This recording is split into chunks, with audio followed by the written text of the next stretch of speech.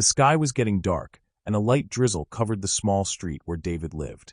He was a 25-year-old mechanic who had lost his mother at a young age and lived with his frail father. David's life was never easy, as he had to shoulder the huge debt his father had left behind after several failed businesses. The small auto repair shop he opened was only enough to help the father and son survive, but it could not pay off the huge debt. There was a time when David wanted to leave his hometown to go to the city to make a living, but he could not bear to leave his sick father. In his heart, there was only one wish: to pay off all the debt and give his father a comfortable life. One rainy day, while David was busy repairing an old car, he received a call from an unknown number.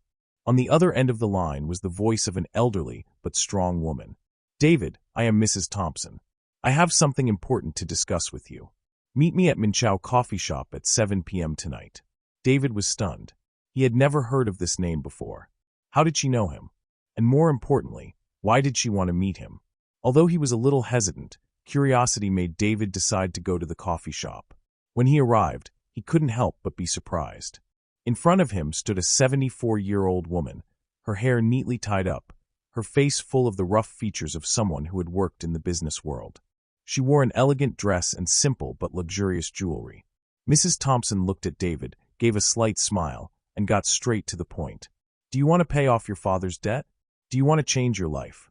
David frowned, doubt rising in his heart. How did she know about his situation, and why did she care? Who was she? How did she know him? David spoke slowly but clearly, wary. "Why do you care?"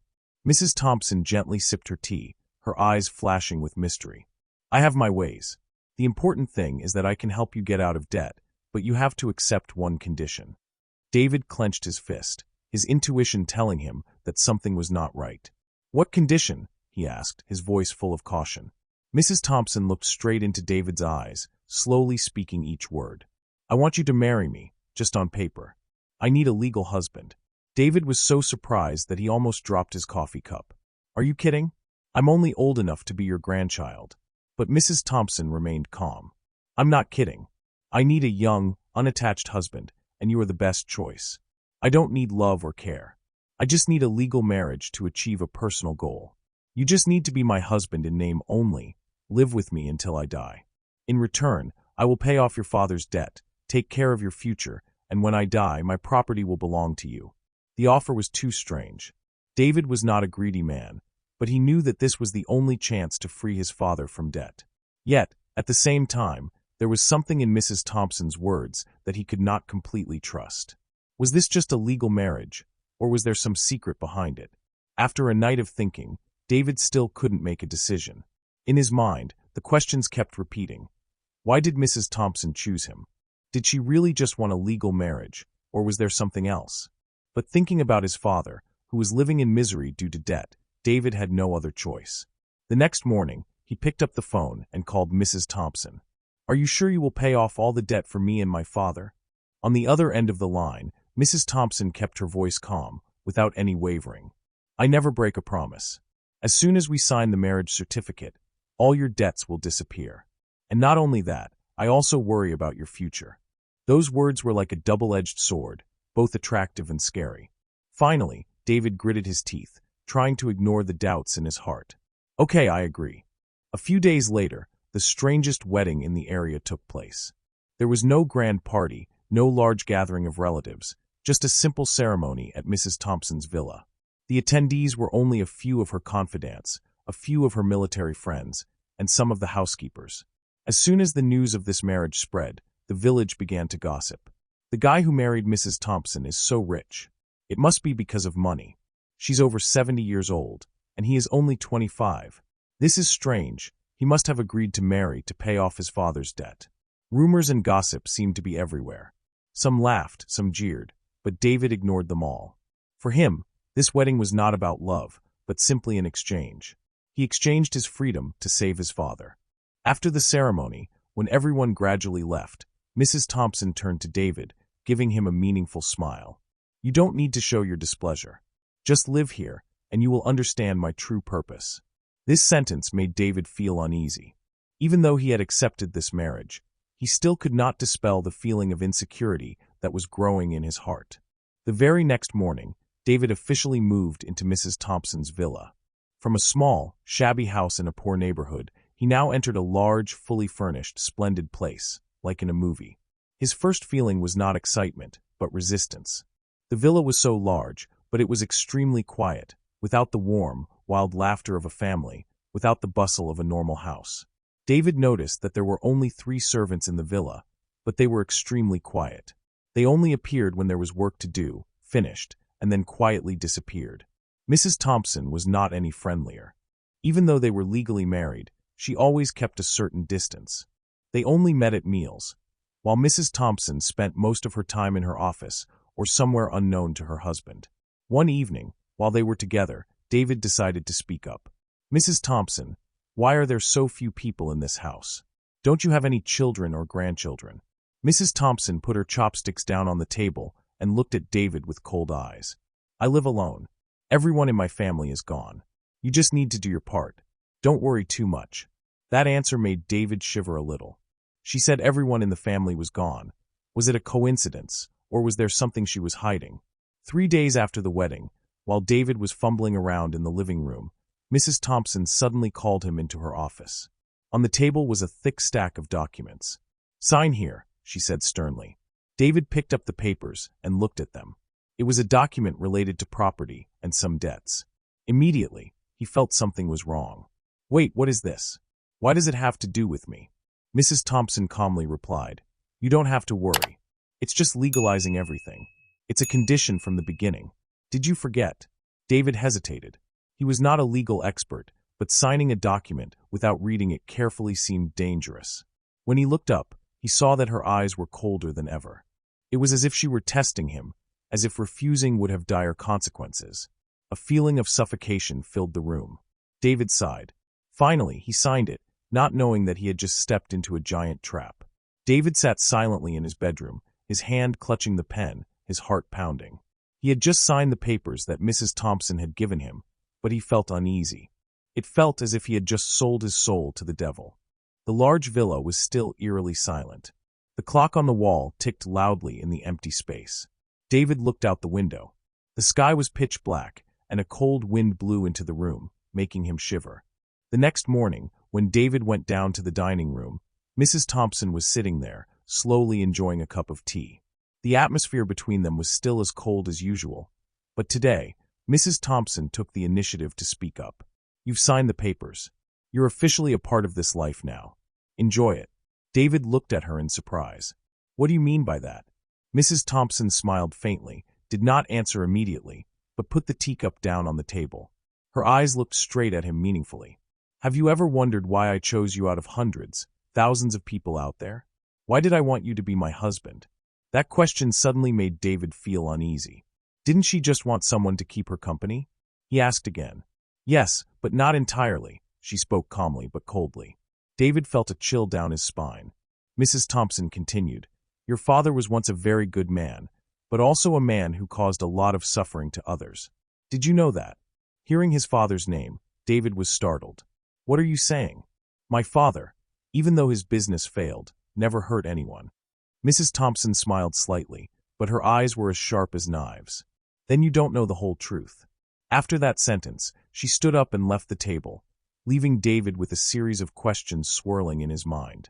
David sat across from Mrs. Thompson, his heart racing as the weight of her words sank in. He could barely control the fury building inside him. "You lied to me, Mrs. Thompson," he muttered, his voice thick with disbelief. Mrs. Thompson remained composed, her expression cool and measured as she took another slow sip of tea, her eyes never leaving his. She set the cup down with a deliberate clink. "No, I didn't lie to you, David," she replied smoothly, her voice calm, as if the tension in the room didn't even faze her. "I made everything very clear from the beginning. You agreed to it. Signed all those papers without even checking. I didn't force you." David's blood ran cold. He knew she was right. His fingers curled into fists at his sides, the anger bubbling up from deep within him. He had signed those papers, without even reading them properly. He had trusted her. And now, here he was, drowning in the consequences of his own blind actions. "But all of this was just to take revenge on my father? You married me to make me suffer the consequences of his actions." His voice was a mixture of shock and rising resentment, as if the words themselves burned his tongue. A flicker of something akin to amusement passed over Mrs. Thompson's face, but it was gone almost as quickly as it appeared.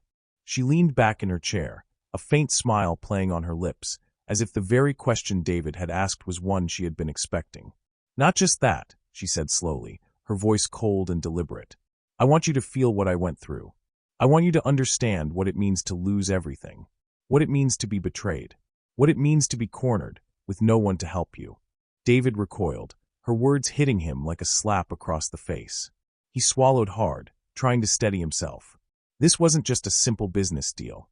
It never was. Her eyes locked with his, piercing him with an intensity that made him feel like a child under the harsh gaze of a teacher. She continued, her voice a low, cutting whisper. "Your father promised to cooperate in business with me and my husband. But then, he burned all my family's assets, leaving us penniless. My husband committed suicide out of anger. My son left the country, and I've never heard from him again. I went from having everything to having nothing." David's chest tightened as he absorbed her words. His mind raced as memories of his father flooded his thoughts. The man who had always kept him at arm's length, the man who had never truly shown affection or care. He had always been distant, harsh even. But David never realized the extent of the damage he had done, until now. "I've lived with that hatred for more than 30 years, Mrs. Thompson continued, her voice gaining strength, her eyes hardening with every word. "And now I want your father to feel that pain. I want him to feel it through you, his only son." David's hands trembled. His mind went numb. The truth was staring him in the face. He wasn't a man in control of his own life. He had been nothing more than a tool, a pawn in a game of vengeance. "You're nothing more than a pawn in my game," Mrs. Thompson continued, her voice dripping with contempt. "And now, it's your turn to pay for his sins." David clenched his teeth, so hard he thought they might shatter. His heart was pounding in his chest, each beat echoing the sense of betrayal that now surged within him. He had been naive. He had walked into her trap, believing he could outwit her. But now it was clear, she had been playing him all along.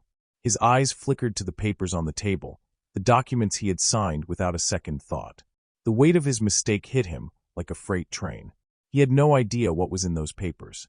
And now it seemed there was no way out. David's voice was barely audible, full of despair. "Is this how you destroy everything? Just to make him suffer? You used me." Mrs. Thompson's lips curled into a smile that was more chilling than comforting. She looked at him, as if his words were of no consequence. "Exactly. And now, it's your turn to feel the consequences. To lose everything, just as I did." David's stomach churned. He had signed away his life, his future. He looked at the papers in front of him, but it was as though he couldn't see them anymore. All the hope he had once had, of changing his life, of finding something more than what he was born into, had evaporated into thin air. "I've been waiting for this moment for so long," Mrs. Thompson said softly, as if to herself. "I wanted you to feel this, to feel what it's like to have everything ripped away from you, to understand what it's like to be betrayed by someone you trusted. But now, it's your turn to live in the nightmare." David's thoughts raced, his mind reeling. He couldn't just accept this fate. He couldn't let her win. There had to be a way out.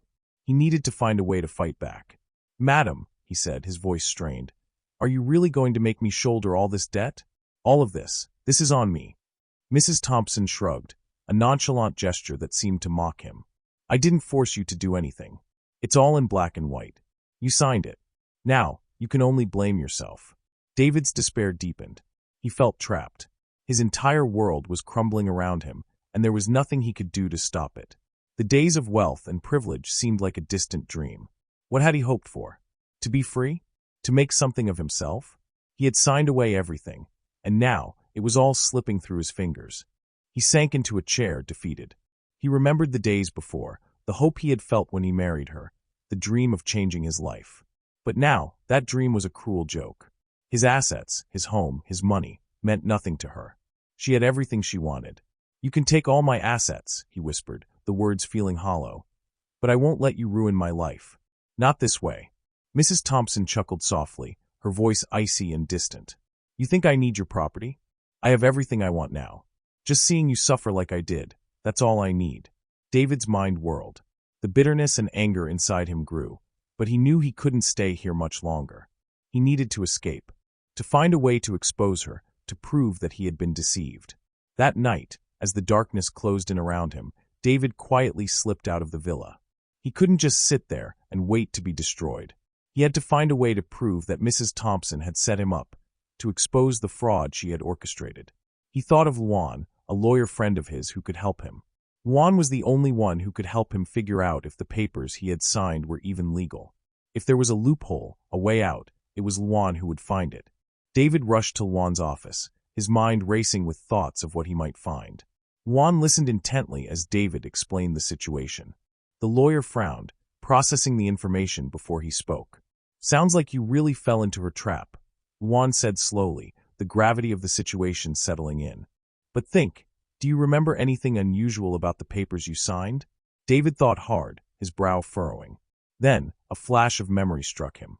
Yes, some of the papers showed signs of alteration. When I signed them, there were terms that were never mentioned. Luan nodded, his face grim.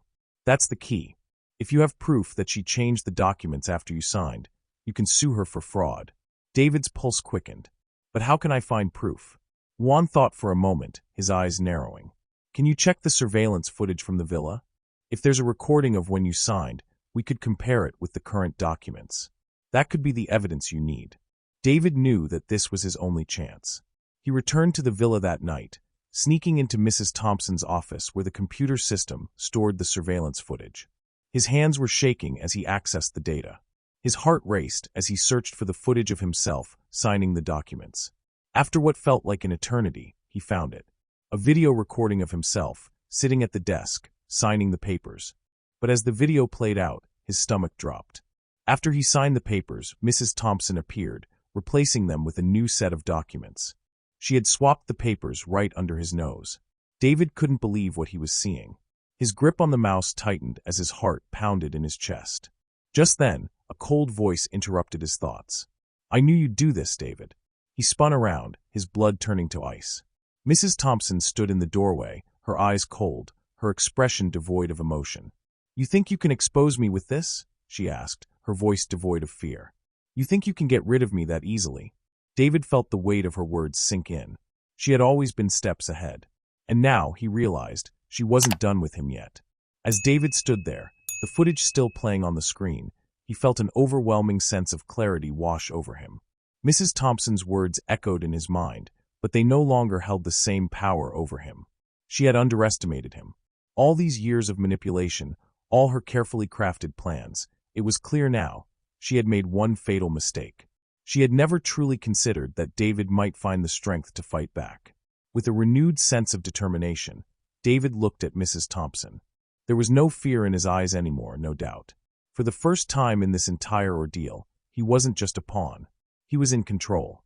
"I'll make sure the world knows what you've done," he said, his voice steady, firm. "You won't get away with this." Her eyes narrowed, but David could see the flicker of concern in them. For the first time, she realized that she had lost the upper hand. But David didn't just want revenge. He wanted to reclaim his life, to rise above the shadow she had cast over him. He wasn't the helpless son of a man who had wronged her. He was David, a man capable of his own choices, his own victories. The next few days were a blur of legal battles, frantic meetings, and carefully orchestrated moves. With Luan's help, they gathered all the evidence, filed complaints, and exposed the fraud. David's name, once tarnished by Mrs. Thompson's schemes, was now cleared. And in that courtroom, the truth prevailed. When the judge ruled in David's favor, it wasn't just a victory over Mrs. Thompson. It was a victory for David, for his strength, and for his willingness to stand up against the odds. But there was more. In the aftermath of the trial, David realized something profound. He had gained more than just freedom from Mrs. Thompson's grip. He had learned something about himself. He learned that no matter how dark things seemed, there was always a way forward, always a chance for redemption and reinvention. David smiled for the first time in weeks, standing tall as he walked out of the courthouse. He was no longer the man who had been manipulated by a woman seeking revenge. He was David, a man who had reclaimed his life and his future. He looked up at the sky, taking in a deep breath, feeling the weight lift off his shoulders. The road ahead was uncertain, but one thing was for sure. It was his to walk. And for the first time in a long time, he was excited to see where it would lead. As David stood there, the footage still playing on the screen, He felt an overwhelming sense of clarity wash over him. Mrs. Thompson's words echoed in his mind, but they no longer held the same power over him. She had underestimated him. All these years of manipulation, all her carefully crafted plans, it was clear now, she had made one fatal mistake. She had never truly considered that David might find the strength to fight back. With a renewed sense of determination, David looked at Mrs. Thompson. There was no fear in his eyes anymore, no doubt. For the first time in this entire ordeal, he wasn't just a pawn. He was in control. "I'll make sure the world knows what you've done," he said, his voice steady, firm. "You won't get away with this." Her eyes narrowed, but David could see the flicker of concern in them. For the first time, she realized that she had lost the upper hand. But David didn't just want revenge. He wanted to reclaim his life, to rise above the shadow she had cast over him. He wasn't the helpless son of a man who had wronged her. He was David, a man capable of his own choices, his own victories. The next few days were a blur of legal battles, frantic meetings, and carefully orchestrated moves. With Luan's help, they gathered all the evidence, filed complaints, and exposed the fraud. David's name, once tarnished by Mrs. Thompson's schemes, was now cleared. And in that courtroom, the truth prevailed. When the judge ruled in David's favor, it wasn't just a victory over Mrs. Thompson. It was a victory for David, for his strength, and for his willingness to stand up against the odds.